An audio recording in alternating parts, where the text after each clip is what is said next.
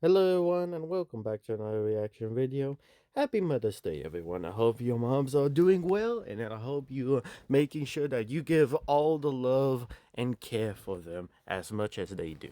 And today we're going to be reacting to the top 10 worst mothers in gaming by Joshscorcher. You guys enjoyed this video, click all those tiny buttons down below. I will leave the original video in the description down below. And let's do it. This video is brought to you by Glitch Energy, clean, crash-free energy and focus boost with delicious flavors. Use code Joshscorcher at checkout to get a significant discount off your order. Level up your game with Glitch Energy today. A while back, I went Glitch. over the best mothers in games. Now it's time for the opposite end of the spectrum, the worst mothers. Oh, And wow. don't worry, Okay. for those of you looking for worst I did not know there was the top 10 best mothers. I'm going to upload that after this, but let's continue. fathers said, well, we got that in the oven. But anyways, criteria. First off, these mothers need to have been intentionally written to be awful. They can have some sympathetic qualities, but nothing makes up for the harm they cause. Second, Yeah, like they say, it doesn't matter what your a reason for your evil actions. Evil is still evil. we are primarily looking at their failures as, well, mothers. Yeah. Evil ladies that just happen to have kids are off the table. As for the qualifications, there are three big ones: pitting their own kids against each other, Okay. negligence, physical and or mental abuse, Of attempting course. to or succeeding in killing their own kids. And some of the Okay. writers had an That's emotional reaction to the list, so this might hit a little close to some of ya. You have been warned. here we go. Be sure to follow all those. Hell yeah.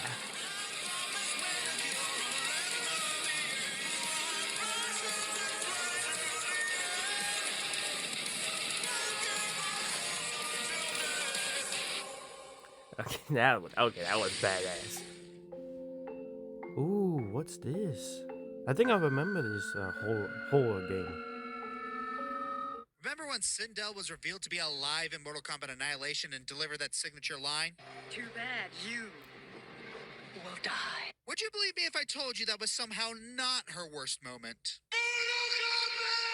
Those of you who watched character assassinations last year will know that Mortal Kombat 11 completely retcons Sindel's character. Oh yes, I remember. I remember all the videos about there's so many retcons. If you know my video on Aruga, we reacted to um if the Viltrum Empire will be able to take on the Mortal Kombat universe, which was astounding no, the OG specifically. And Ruga just complained how well everything just got, rewritten, like everything just somehow just got rebooted, and that made the series so fucking pathetic, really, in many people's eyes. And I believe that as well. I mean, was once a good established universe turned into, I don't know, really. There's so many interpretation on how bad this universe is. But yeah, let's continue. Art, turning her from a brainwashed victim into a willingly evil and narcissistic traitor. She literally killed her own husband because she thought he was a beta. It's a miracle she doesn't have a TikTok account. Like any bad wife, she's also a bad mother. First Yeah. off, she lied to her daughter, Princess Katana, about being unwilling to marry Shao Kahn to keep her loyal to him. After she reveals how weak at the knees she is for Shao Kahn, she openly renounces her own daughter and invites her army to do the same. She ultimately rejects Katana, calling her weak for wanting to protect Earthbound, deeming her cause as pathetic, and saying to her face, "I am no longer your mother." I hate you! I hate you! I hate you! Oh, but don't worry, Sindel at least has the decency to not kill her daughter like she did in Mortal Kombat 9, completely ignoring the fact that she was brainwashed into doing so. No, no, no, she just imprisons her in Mortal Kombat 11. Kinky. Stop it. And this is number 10, mind you. This is the very first one. So, oh boy, I have I have some I have a good ride on who is the worst of the worst. After all, when a child misbehaves, the best Jesus. form of punishment is just put them in Enslavement, the timeout corner. murder, Just ignore lying, the fact that this manipulation. Oh, Cinderella has a that's all the twisted common sense of shit. superiority and disowns her only daughter for having morals. Worse yet, Cinderella attempts to manipulate Katana into believing that her true loyalty is to power. Gotta love it. Who needs friends when you've got power? What's really frustrating about Sindel in Mortal Kombat 11 is that this is a retcon. In the original Yeah. timeline, she's a heroine who's manipulated into doing evil things. She's actually a protective mother towards Katana, and any evil action she made against her daughter, yes, even murdering her, was the result of brainwashing. In Mortal Kombat 9, she makes the ultimate sacrifice for Earthrealm and dies a noble death. But Mortal Kombat 11 decides, she's willingly evil. It'll make her more empowering.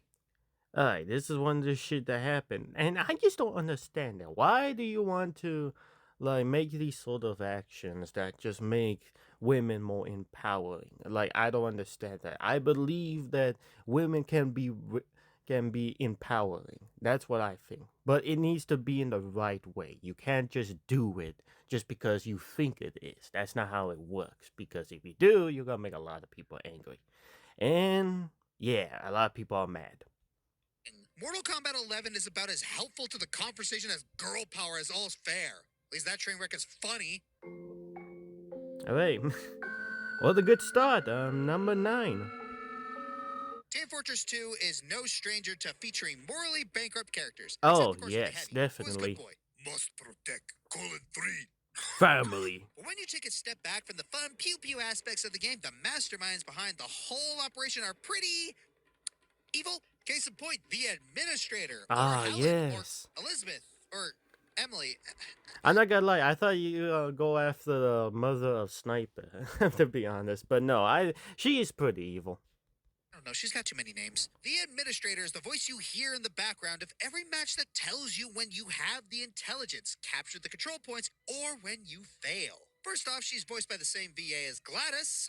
Oh, I didn't know love that. Ellen McClain, but that's already a red flag. But the administrator is better known as the manager of the mercenaries on both the red and blue side. She's an outright evil and psychopathic individual, watching as teams of 9 find themselves in a never-ending cycle of death and respawning, which, if you've never seen Nemesis Blue, you know it's not a fun process. Now I can hear you saying, but Josh, this isn't top 10 psychopaths, this is worst mothers. Yeah, I know, I can read. See, she is technically a mother figure of the Man Brothers, Redmond and Blutarch, being a maidservant who inherited a part of their father's will. She not only played a part in the brothers butting heads over land with nothing in it, but she even had Engie's grandpa extend their lives so they can keep doing so even after they rot. So, in a way, that makes her the mother figure to all of Red and Blue, putting her children through endless torment and nagging them to the end of time. Seriously, her demeanor is always disappointed or angry, even when your team actually succeeds. We have secured the control point. The payload is nearing our checkpoint. Additional time has been awarded. Control point enabled. Move.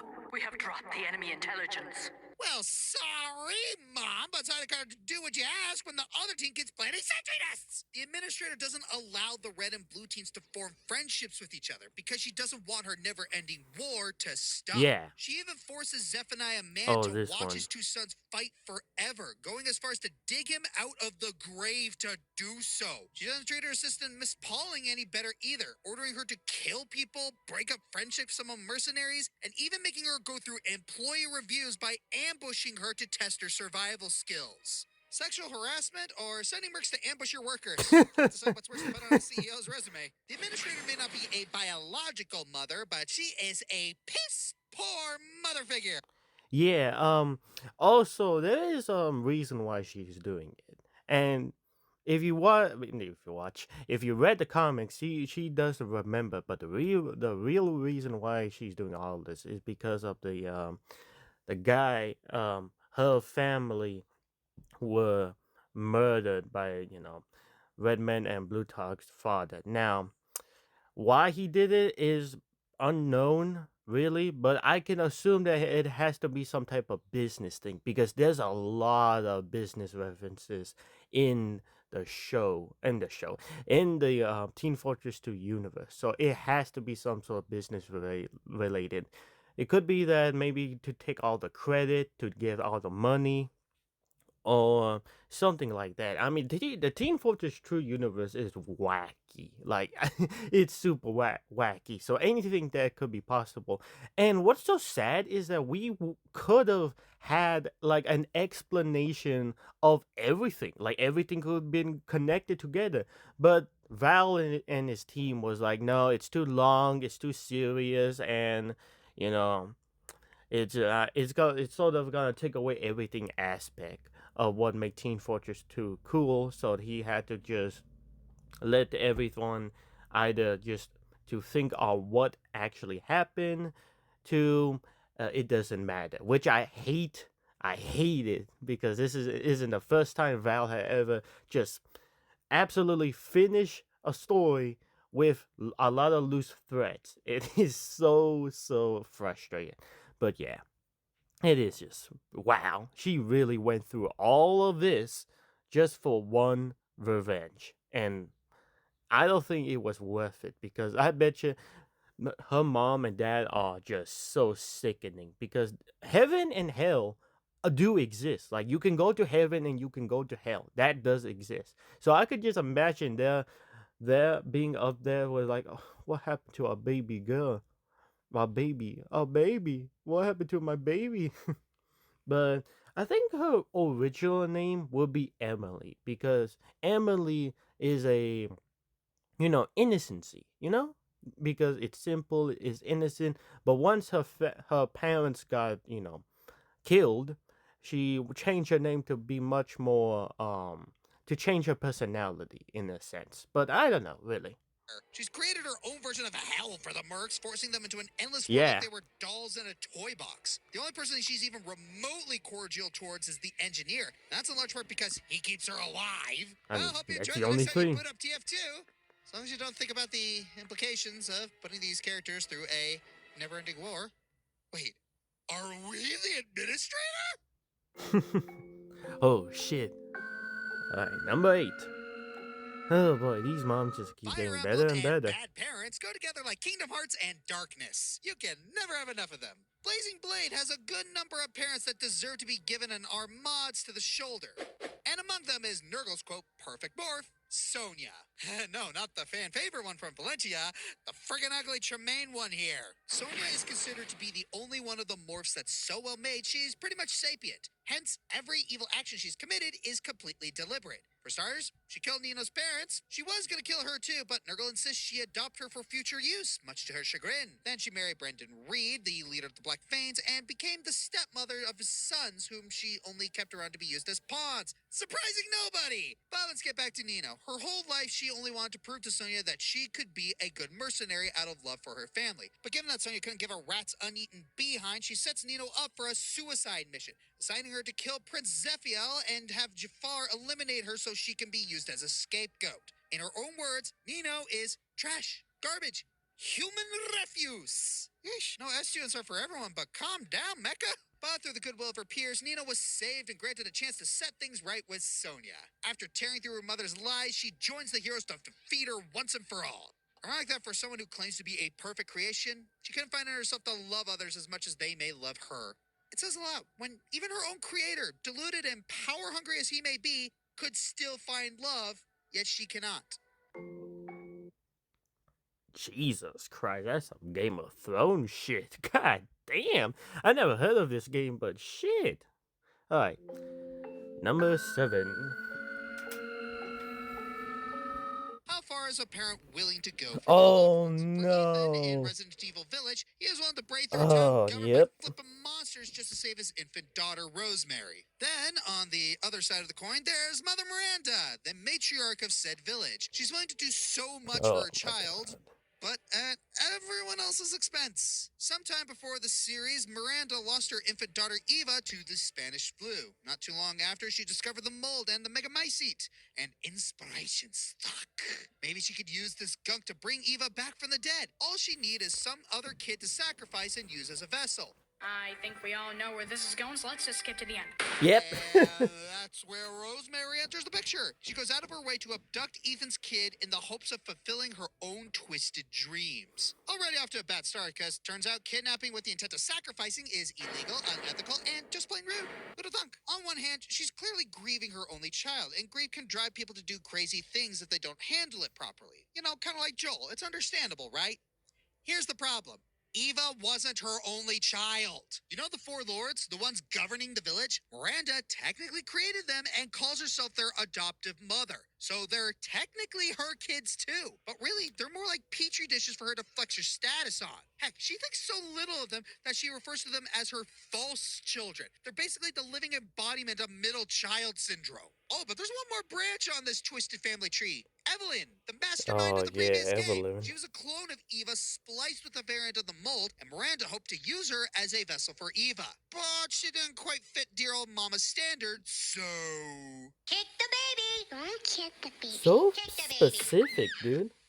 You had a She child. fenced Evelyn off to the connections to be used as a bioweapon, and Evelyn was starved for the familial love she never got from her creator. The majority of RE7 stems from Miranda not being the mother that Evelyn desperately needed. It's actually kind of ingenious how Ethan and Miranda are so yin and yang when it comes Oh to their yes. children. While Ethan willingly puts himself on the line in the hopes of rescuing Rosemary, Miranda just endlessly takes from those around her to revive Eva. She converted a whole village into a cult just to use them as guinea pigs for her goals, and actively neglects her living kids or outright abandons them once they stop being useful. Even Lady Domitress grieves when her daughters are killed. Meanwhile, there's no room for love, and Jeez, dear old dude. Miranda's science project gone bad.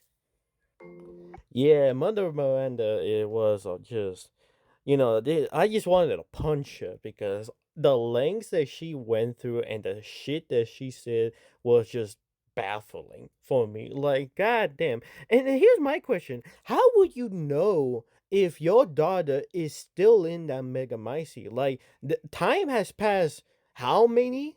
And could it be possible for your daughter to be there? Because we have never once see or hear her daughter, her voice, an image, nothing. We never get that. All we just get is just my daughter will return. When? When has she returned? Like, I don't even remember one time that you see her. Like, that is just, you're just crazy. Jeez. You just did all this for nothing, to be honest with you. Like, just nothing. Oh, number 6. We got a lot of A bad lot of things can moms. get in the way of being a good mother. Of course, that's not an excuse at all for being Oh a terrible no. mother, but outside sources can often have an effect on Whoa. how a mother treats her kids. Money, absent fathers, things like that. But never in my Trevor. life would I expect extra-dimensional jellyfish neurotoxin to be the culprit of one. Oh yeah. Pokemon, giving us sentences we never thought would need to be uttered once. Yeah, Pokemon has a lot of dark shit. There's a cult, there's racism, there's death, there's I guess trafficking. There's a lot of dark shit in this. Again, Pokemon Sun and Moon are sleeper hits when it comes to their stories. Sure, everyone caught Lusamine as being the villain, the literal frame she was revealed in trailer footage, but we did not expect Game Freak to go as far as they did. Early on in the adventure, we meet Lily, who... Okay, I'm just gonna point out I only watched the anime. I never played the video game. So in the anime, she's like a little loving mother who just too busy with her work and to spend time with her children.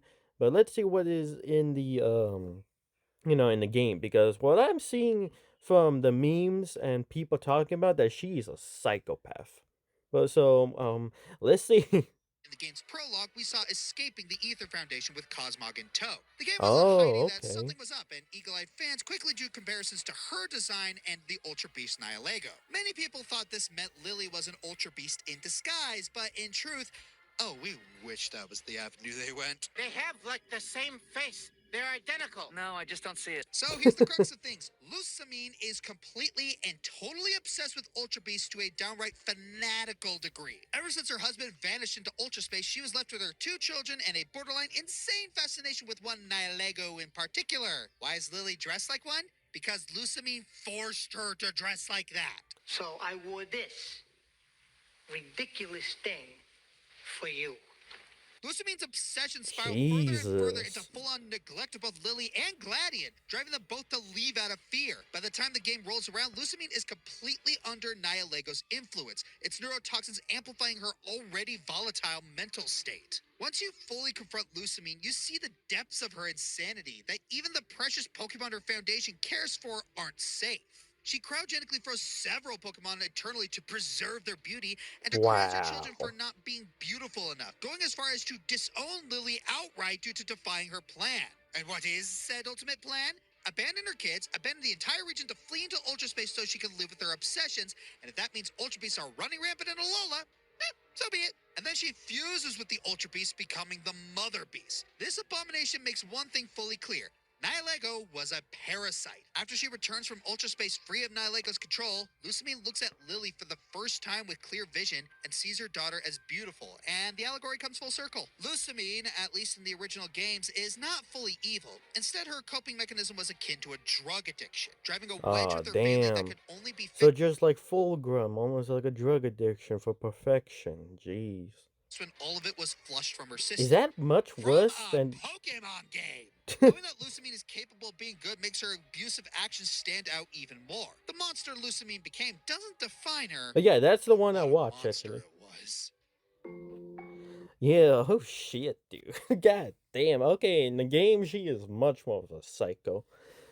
Which, I'm just so, like, curious on how they were able to, use that as their inspiration to make the anime. Because is this not how it works? Like, they take the games and they like transfer to the show and say, okay, let's see what can we use and what can't we use. I think that's maybe how you do it because it's somewhat like Transformers. Because Transformers, the toy comes first, then the cartoon.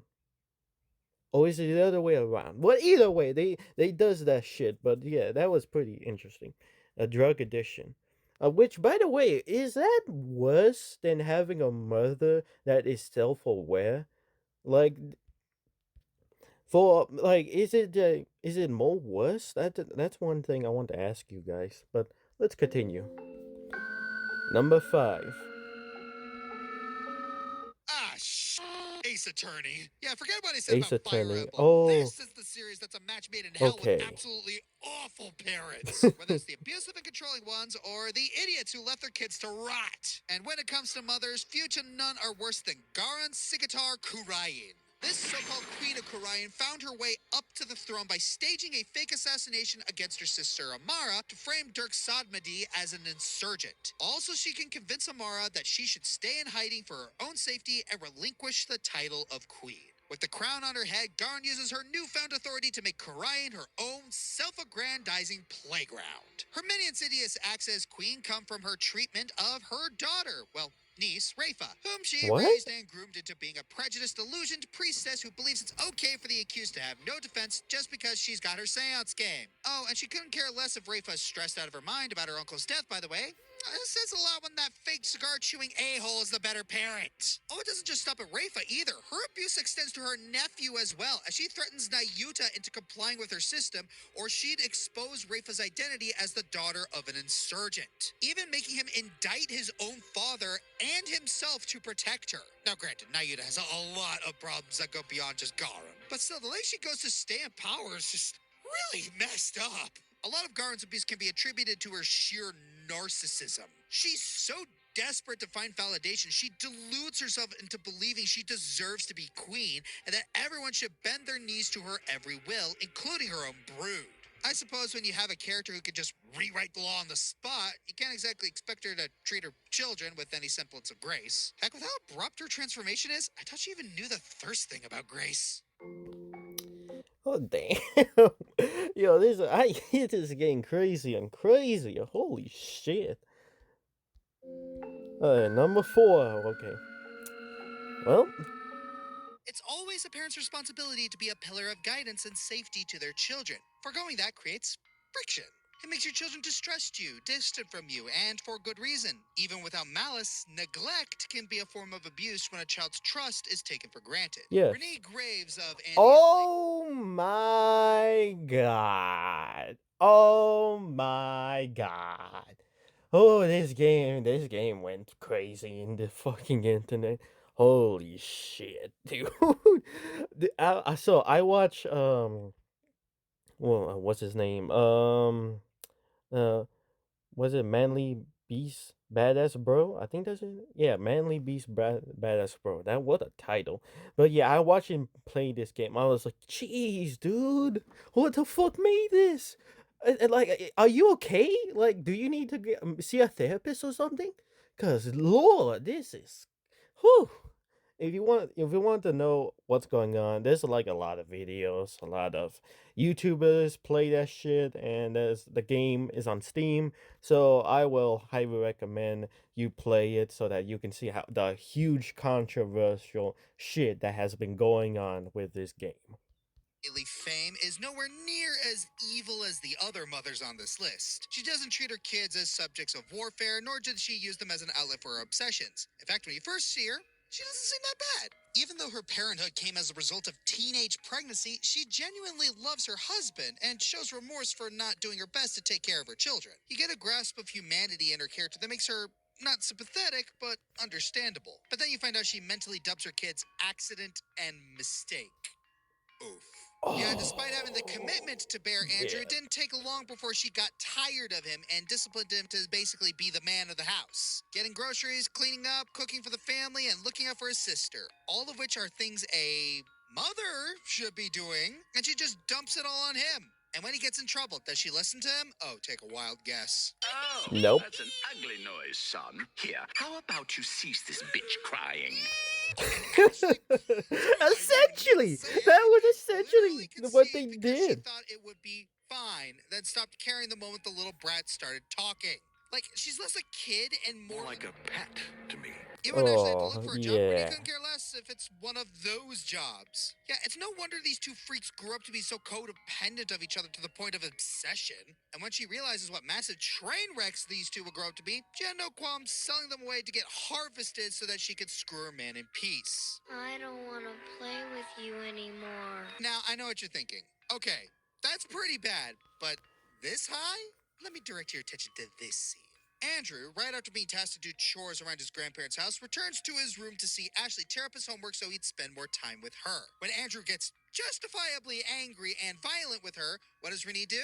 Well, on top of blaming him for it, she gives him a gentle pep talk about how he has to stay strong for the sake of the family, praising him for how smart and gifted he is, and that's why he must bear all the hardships life throws at him. That no matter how suffocating his sister may be, it's on him to keep her safe and sound. Him, Oh. not them. Together as a family. Just him. You insufferable, vile, gaslighting piece of. Oh no, you were a good mother. You taught them that one of the most maddening lessons a person can learn: that damage can be done with a calm voice and a smile. Yeah, every forgotten promise becomes a bad memory. Oh yeah, that's just the genius of it. You wanted the title of a mother without the burden of being one, and you didn't need to scream. You didn't need to hit. You just needed to deny reality long enough so that everyone started downing theirs. Good for you. Few things feel worse than a parent who knows better, should do better, yet continues to do terribly for their children at every step for their own self-fulfillment. The fact that so much of her behavior mirrors a lot of common neglectful parents makes it that much more scarily awful. Yeah, that would make this very scary because this shit would happen. This would happen. I am a college student right now, but I'm about to graduate, and I am studying a lot of social justice, sociology, parents' marriage, like all that type. And dude, that shit is so real. It is 100% real. I think that what makes it more disturbing because the others, okay, they're just like you can just put them as fascination or the idea of a bad mother. But this is very, very real. It's so real.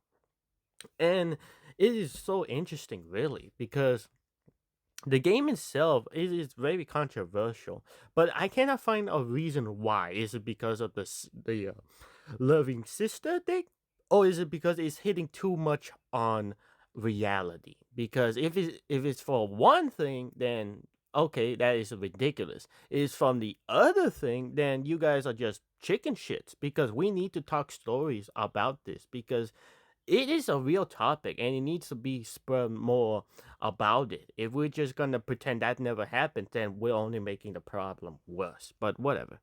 Let me just go back. Terribly for their children at every step for their own self-fulfillment. The fact that so much of her behavior mirrors a lot of common neglectful parents makes it that much more scarily awful. I'm not saying there aren't people like Lusamine or Garan in real life, you know, metaphor is a thing, but you are much more likely to come across Renee's out there. That's what really makes her top 4 material.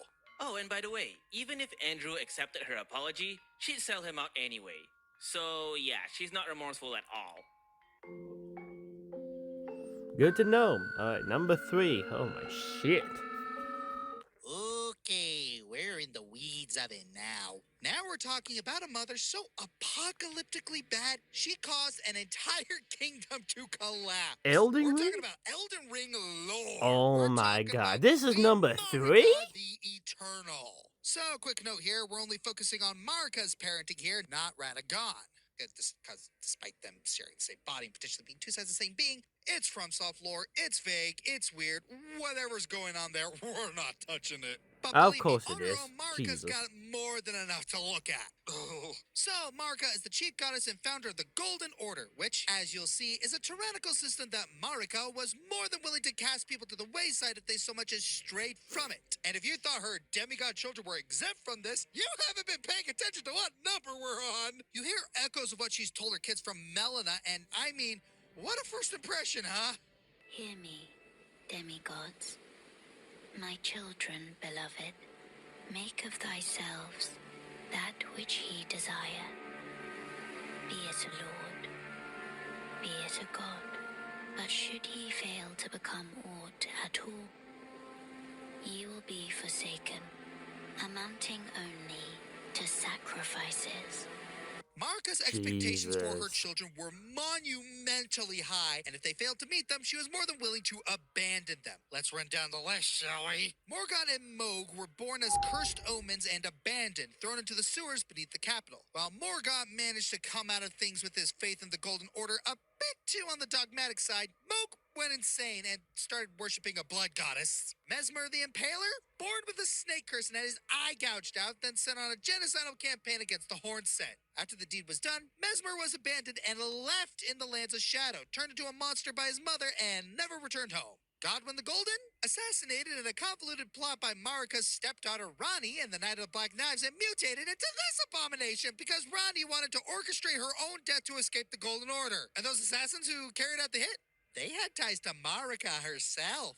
Once that happened, the kingdom's collapse was This is underway, number only 3, furthered by when the Marika way. shattered the Elden Ring and sealed herself and Radagon in the Erd Tree, starting a full-blown civil war between the demigods, leading to all of them ripping the lands between apart in order to claim the Elden Ring. Another one of her sons, Michaela, saw just how horrific the Golden Order was by this point and started his own plots for godhood, becoming just as bad as his mother and wrapping Radon and Melania into his plots. Meanwhile, her stepson Riker became fanatically opposed to her Golden Order and fused with the giant god-eating serpent, don't ask. And would you look at that, now the whole family tree is accounted for. While Marika is long gone by the time your journey starts, her sins are felt across the entire way through. The Golden Order's horrific rise and destruction brought misery to all her kids and beyond, culminating in the world of Elden Ring being as broken and shattered as any other FromSoft game. She caused a cycle of violence that spread to every branch of her family tree, and while her motivations and actual morality are up for debate thanks to vague storytelling, her parenting is inarguably horrendous. It was George R. R. Martin himself to bring us such a mess of a royal lineage.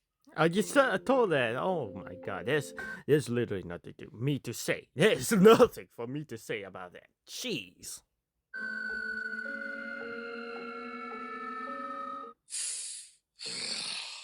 Number Clive 2. and Joshua deserved better. Regardless of what you think of Final Fantasy 16, I think we all agree that Clive and Joshua were awesome people. You think that with how cool they are, they would come from even greater people. Well, sorta. A great leader of a father and a great traitorous of a mother. Annabelle Jeez. Rustfield is the mother of Joshua and the Duchess of Rosaria, where Clive lives. Wait, so she's also Clive's mother? Huh. Hard to tell when she treats Clive as well as she treats the magic-wielding bearers in her country. Less than dirt. Despite being the Duchess of a nation, Annabella was never satisfied with what she had, always wanting more. She got married to a leader of the country, only for said leader to treat the lower class with respect. Her first son got rejected from being the inheritor of the Divine Phoenix, while her second son did. He was sickly and had to stay indoors most of the time. Clive's failure especially made her think that others wouldn't see her as Clive's mother, that the first son was born from a concubine and she was second fiddle behind the scenes. Thinking that lower class people could even think that drove her mad. At least I assume it drove her mad, because how many sane people betray their kingdom to an empire, have their husband killed in the process, and sell their oldest son into slavery?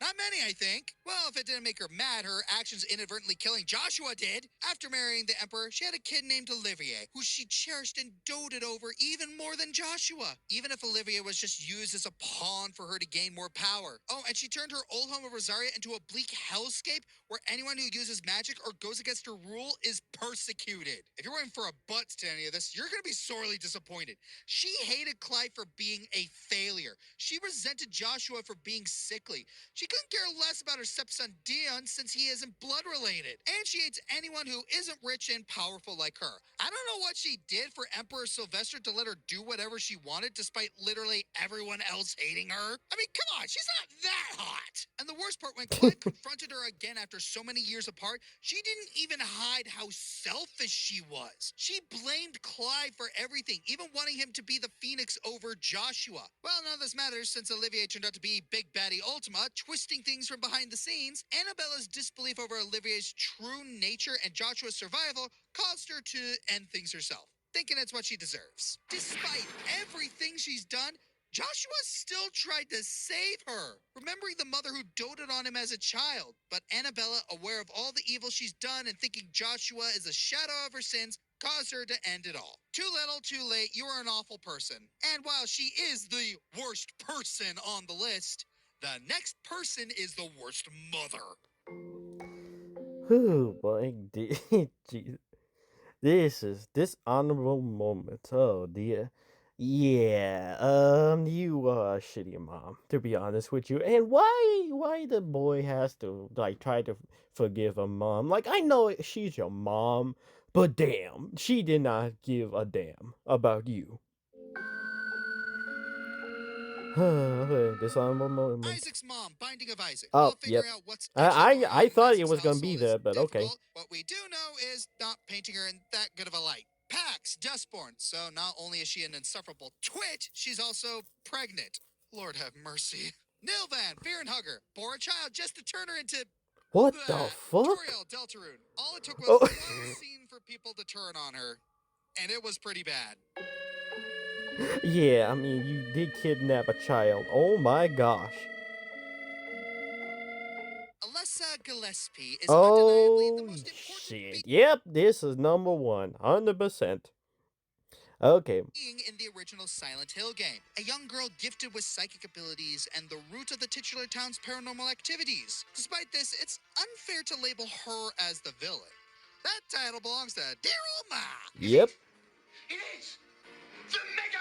Yay.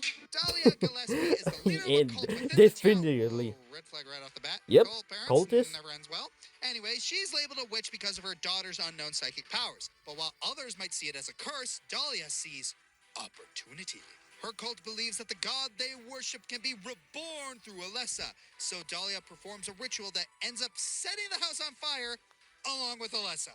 But thanks to Dahlia's magic, Alessa's kept alive, but lives in ceaseless agony. Not wanting to bow to her mother's whims, Alessa splits her soul in half, with the other half being reincarnated as a child adopted by our game's protagonist, Harry Mason. To reunite both halves, Dahlia tricks Harry by saying that Alessa is a demon needing to be cleansed to save his own child. Okay, so there's a lot to take in already. Callously trying to sacrifice said daughter to wake up her precious deity, letting Alessa live in an endless nightmare, and throwing her under the bus to send Harry on a wild goose chase. You're evil, aren't you? They are so fucking onto us. Oh yeah, it's also implied that she physically abused Alessa long before her failed ritual, basically trying to force her to be compliant in all this. At this point, the red flags aren't just red, they're crimson. In the end, Dahlia Dude, clearly didn't they're not want even to flags. They're fucking supernovas. God damn. child. She just wanted a tool she could manipulate, mistreat, and trash as soon as she was done with it, just to meet her own selfish goals. But thankfully, karma works in mysterious ways. Depending on the ending, Dahlia gets rightfully killed off, forced to endure the pain she forced on Alessa, and Alessa gets a second chance as Harry's new adoptive daughter, Heather. I can't think of a more satisfying ending for someone who has the gall to call herself a mother after everything she's done. It shouldn't hurt to be a child. I'm Joshscorcher, and if you excuse me, I'm gonna call my mom and tell her thanks for not being like any of these witches. I Can't believe her. should probably call my dad too. Cut!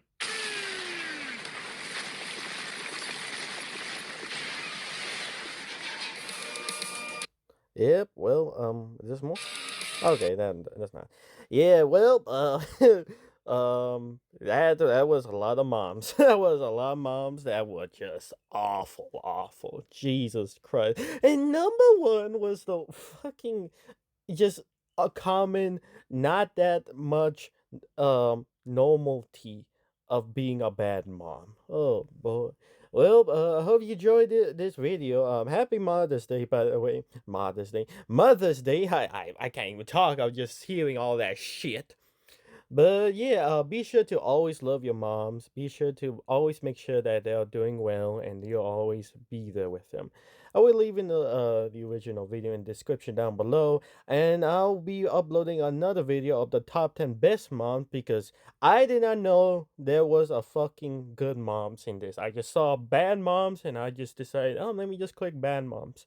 But apparently there was a good mom, so I'm gonna upload that later on the line, maybe somewhere, maybe in night or dawn or something like that. But yeah, that would be it. I hope you enjoy this video and be sure to take care of yourself. Bye.